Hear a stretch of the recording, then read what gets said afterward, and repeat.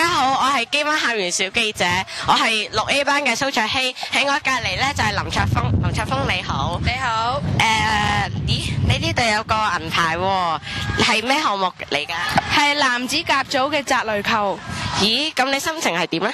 我覺得好開心啊，因為由4至6年級開始，我參加陸運會都未試過攞過獎㗎。咁點解你要參加呢項？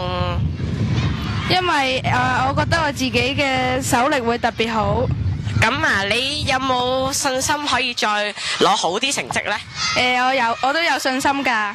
好多謝你接受我哋嘅訪問。大家好，我係校園小記者6A 班嘅蔡欣培。我今日好高興邀請咗兩位同學，就係呂以維同楊詠詩嚟接受訪問。兩位同學啱啱知道咧，你哋攞咗獎喎，咁你哋參加嘅項目係乜嘢啊？我係參加擲壘球，我係參加跳高。咁你哋攞獎嘅心得係乜嘢啊？我好高興今次終於可以攞到獎，令我留下一個美好嘅回憶。最緊要係你跳嘅時候要放鬆啲，咁就可以跳好啲咯。你哋可以攞到獎呢？咁你哋有冇啲咩地可以教到同學點樣可以攞到獎？有㗎，平時練多啲手部動作啊，擲嘅姿勢咁樣咯。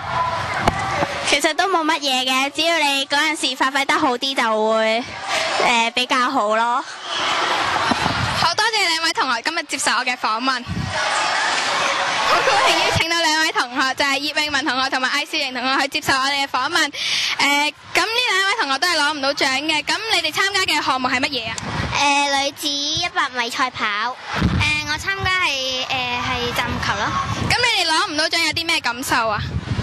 好唔開心，我希望下年嘅陸運會可以爭取到更好嘅成績。